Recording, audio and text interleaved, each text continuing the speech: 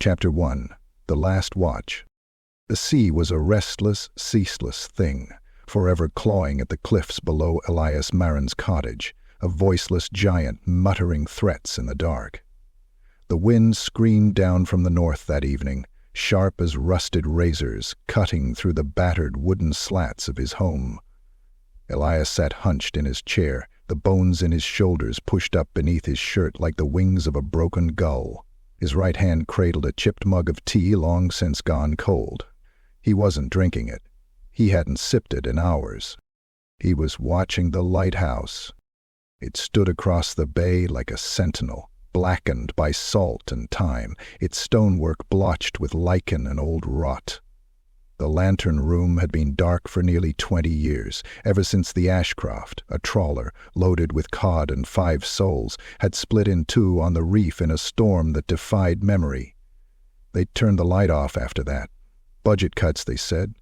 No one needed Lighthouse anymore, not with satellites and radar and sonar charts and all the rest. Elias had been at the signal station back then. He'd tried to warn them, tried to get a message through the static. But no one heard. Or maybe no one wanted to.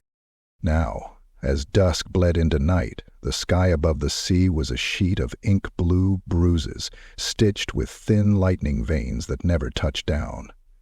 Elias leaned forward, joints popping, breath shallow, and watched the dead lighthouse like a man watching a grave. He blinked, just once, a single pulse of cold, sterile light. Not the soft, warming yellow of old oil or the golden sweep of a Fresnel lens, but a clinical, mechanical flash, white as bone. Elias didn't move. His eyes, cataracted but still sharp in their own way, narrowed. Then it blinked again. 3 quick flashes. Pause. 3 more. Another pause. 3 again. SOS. The mug slipped from his hand and shattered on the floor. He stumbled to his feet, limbs slow and stiff with age. The fireplace behind him still glowed with dying embers, but the warmth had long fled his bones. Moving like a man under water, he crossed the room to the far shelf, dust thick enough to write in. His fingers trembled as they pushed past old papers, a tarnished compass, and an unopened letter from the Navy, years old, until he found it. The black leather notebook with the Morse charts. He hadn't needed it in a long time. He hadn't wanted to. But the movements came back, grooved into muscle memory as he scratched out the pattern in a blunt pencil stub. TONOTSLEEP. He stared at the paper, sweat clinging cold to the inside of his shirt. Bloody hell, he muttered, but it didn't feel like swearing. It felt like prayer. The lighthouse had gone dark again. That night, Elias didn't sleep. Not at first. He stayed up, sat rigid in his chair facing the window, flinching at every gust of wind that set the glass panes creaking. His ears rang with phantom clicks, like signal keys tapping from somewhere just out of reach. At 3:14 a.m. he gave in. His eyelids grew heavy. His head nodded forward, breath slowing.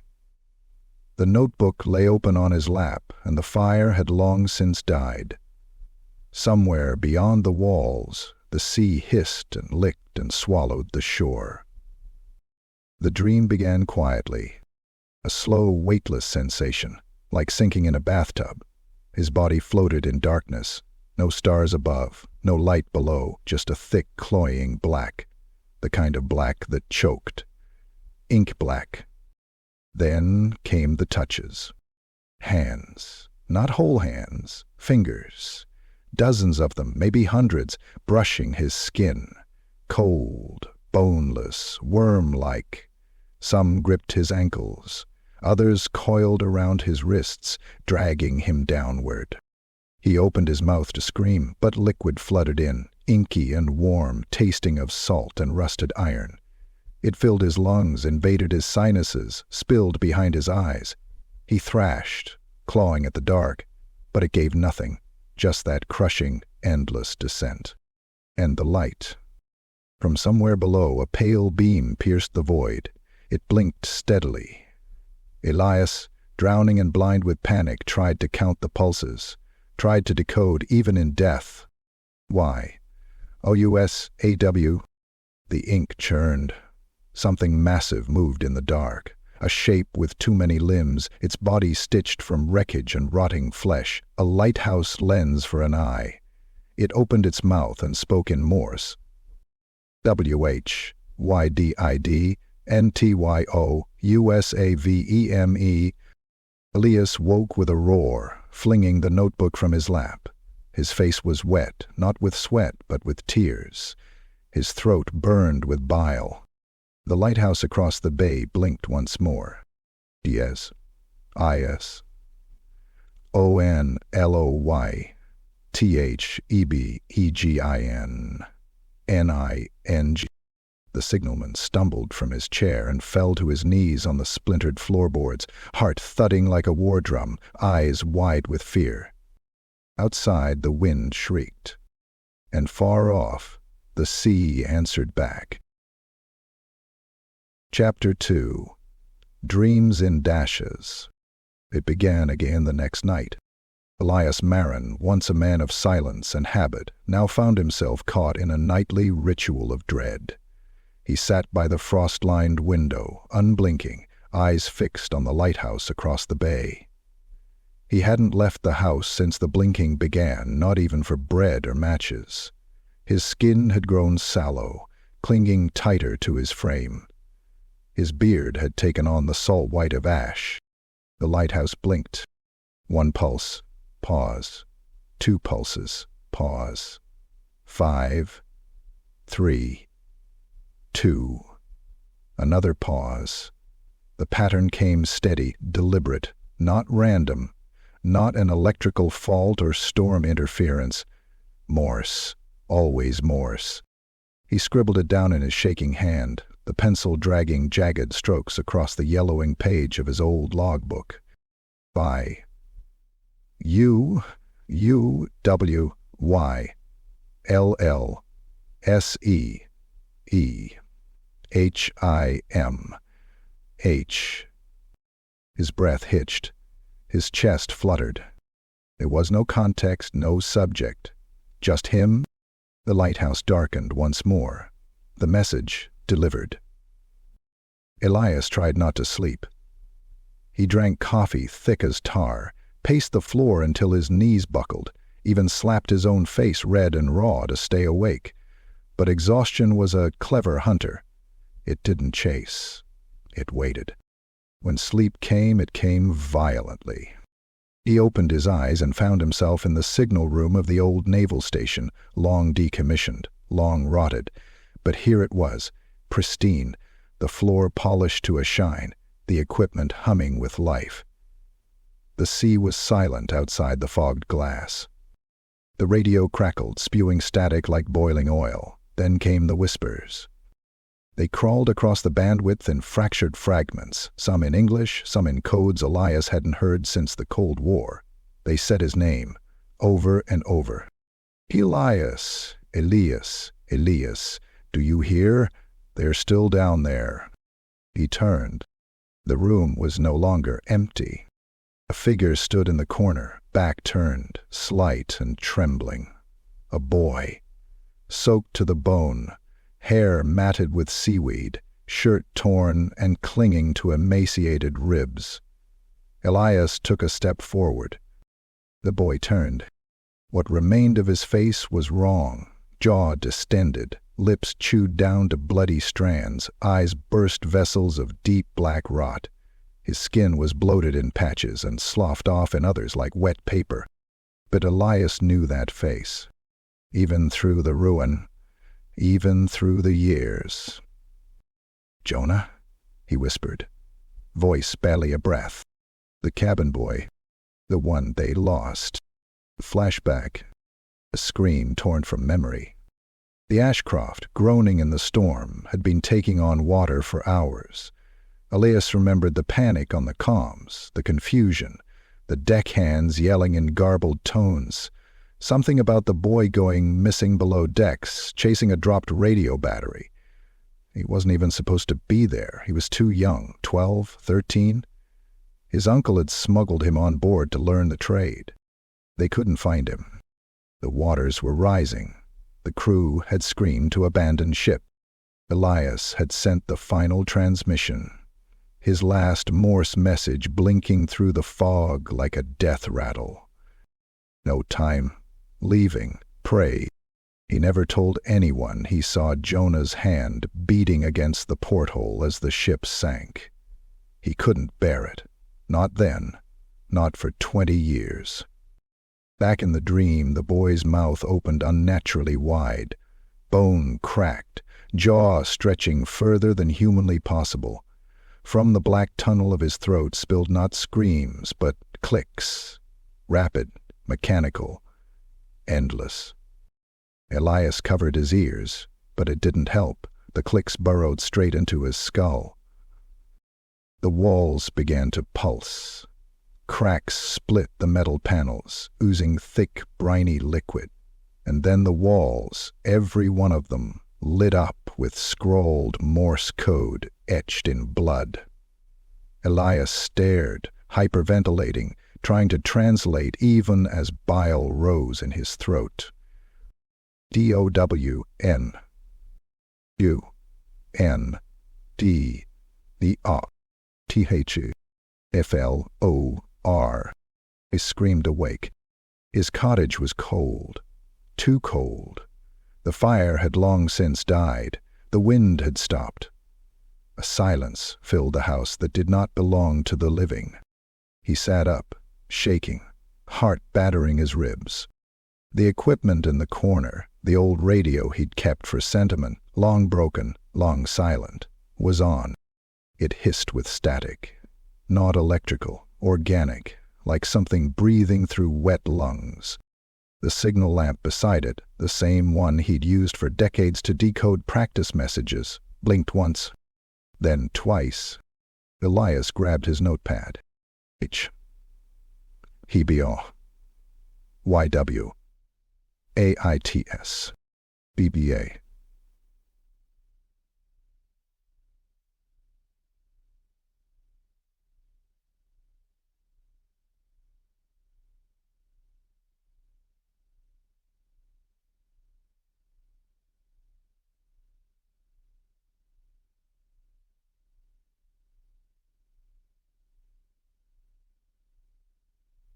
EBENA, H, and hip, hearth, history.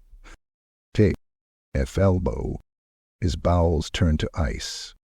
He looked down. The floorboards beneath his feet, warped with age, groaned slightly, like something shifted beneath them.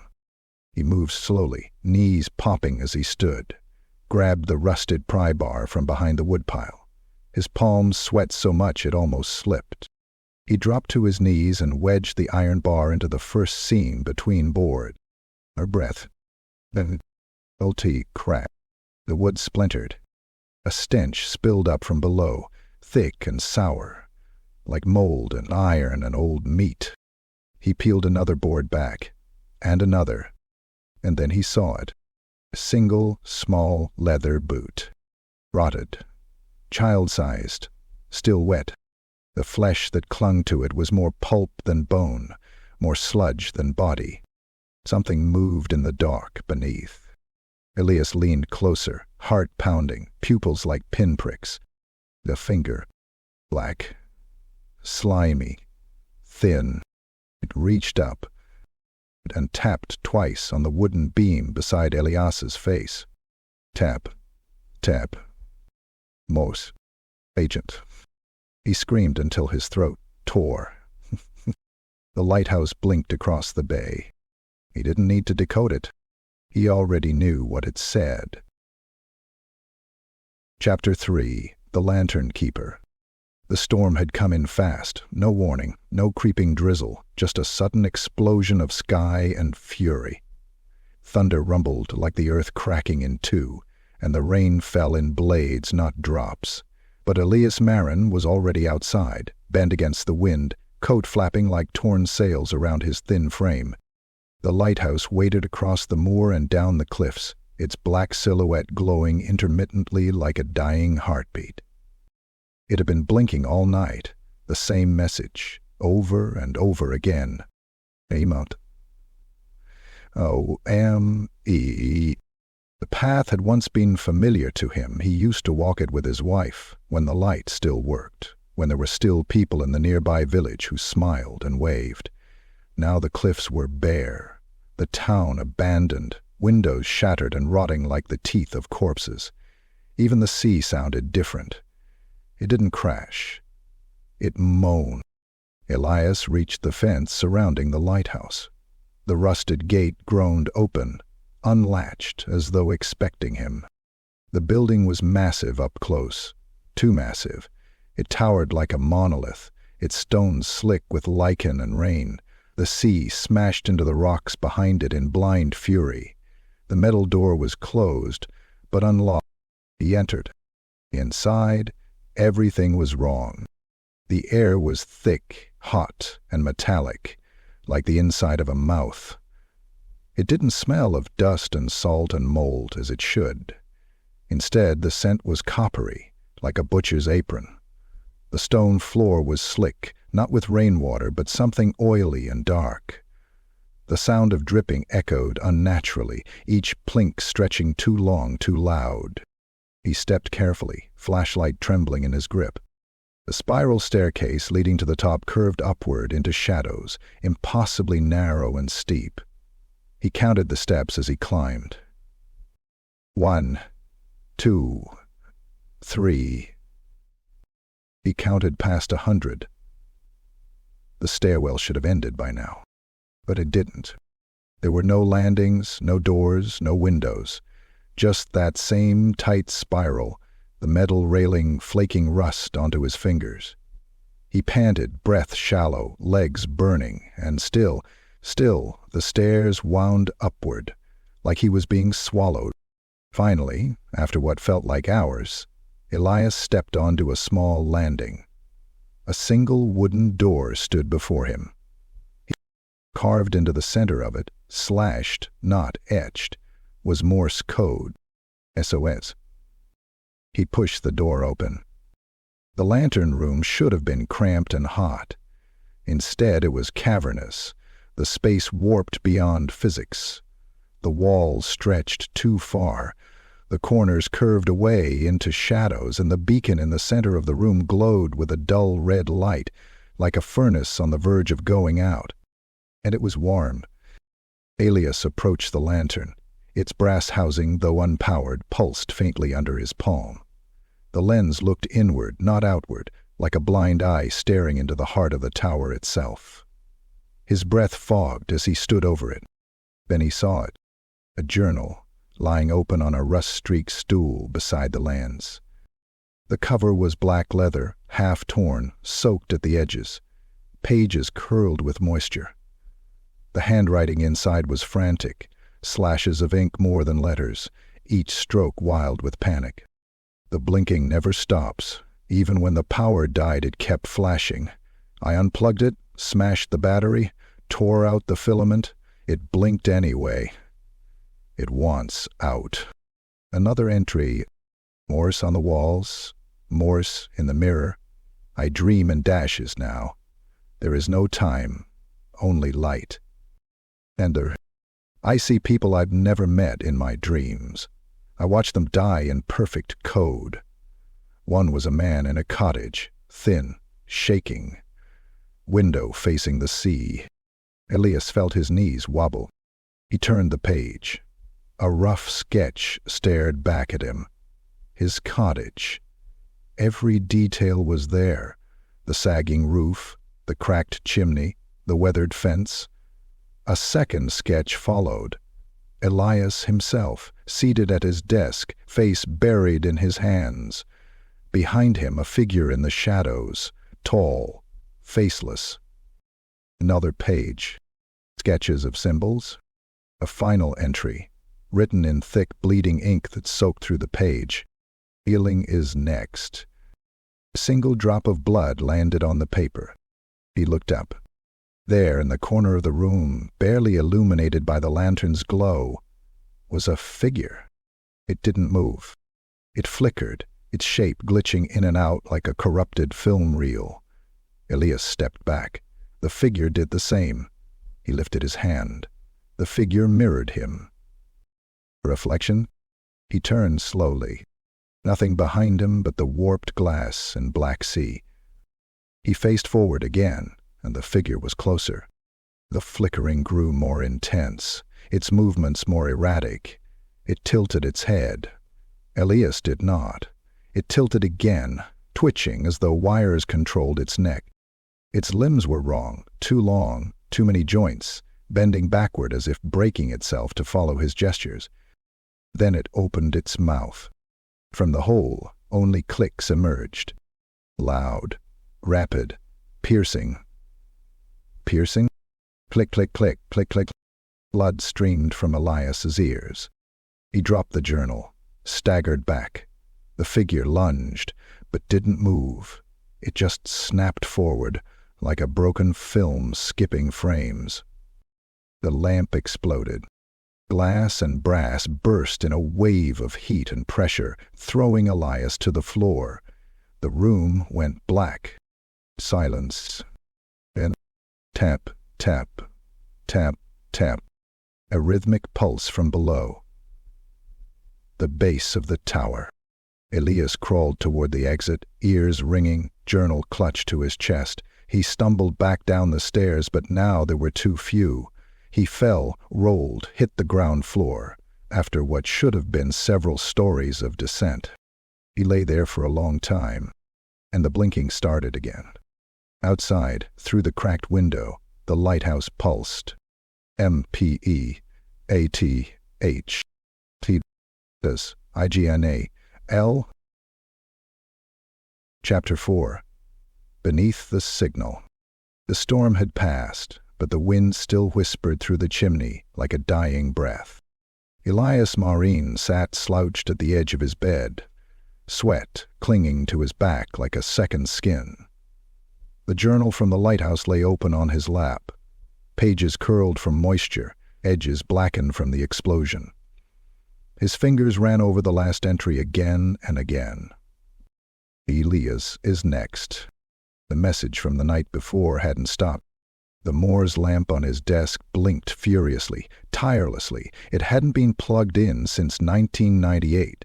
He had torn out the wires himself. And yet, he had look.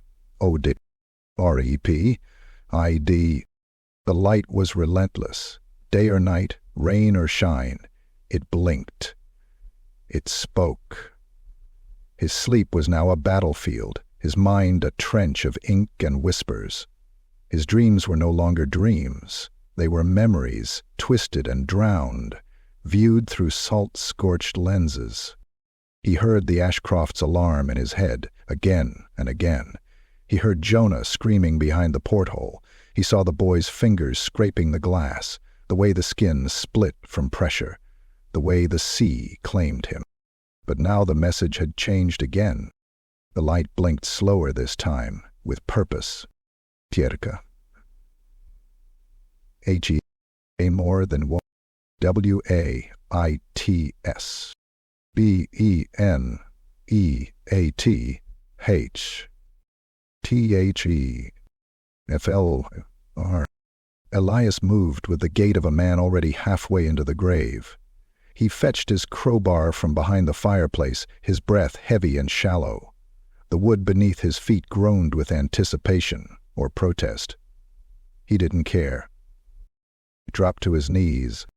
The first plank was the hardest. Nails screamed as he pried them loose, the sound echoing unnaturally through the room. Underneath was black soil, packed dense and damp. The scent hit him immediately, a revolting bouquet of rot, mildew, and something sweeter, more human. He clawed at the dirt, fingernails cracking, knuckles bleeding, not stopping even when splinters bit into his skin. He dug like a starving dog, froth on his lips, eyes wide with purpose. His hand struck leather. He pulled, ill with it. A boot. Small. Waterlogged, covered in moss and congealed blood. Then came the second boot. And the bones. Tiny finger bones, curled as if the child had died in a fetal position. A shattered jaw, the ribcage collapsed inward. The skull cracked clean through, as if it had been caved in by pressure far below the ocean's surface. Elias froze. Something behind him moved. Not a creak, not a moan. A shove of air, intentional, heavy, close. He turned. Nothing. Nuts and down. The walls thumped in Morse. The dishes in the cupboard clinked in perfect sequence. The ceiling fan spun slowly, then jolted into a clicking rhythm. A fork skittered across the table. Every object in the house, animate, speaking, accusing, Y-O-U-L-E-F-T-M-E. The floorboards beneath Elias shuddered, throwing him backward. The pit where he had dug now yawned wide, as if the house itself had been hollowed out beneath him. The light blinked again. A-R-E-M-E-M-B-E-R. From the hole, a voice crawled out, wet, burbling. Wrong. You left me, Mr. Marrin. The stench intensified. From the pit rose steam, then hands. Small, slick, malformed hands. The fingers had no nails, the skin peeled in long wet ribbons. They clutched at the boards, pulling a thin, grotesque form upward. A boy, but not a boy. Jonah. Water swollen and bloated, eyes nothing but blackened sockets, jaw yawning open wider than human anatomy allowed. I waited for you. I called and called. His voice was gurgling, waterlogged, like he was still speaking from inside the ocean. Elias scrambled back, his spine slamming into the wall. The lantern above the stove exploded, glass embedding into the wall beside his face. The windows rattled, blinds fluttering as if struck by unseen hands. Jonah crawled out of the hole, dragging with him the smell of the deep. Thank you, don't waver. They wept. His body twitched, spasms in Morse. One leg broke backward with a snap, but he kept crawling.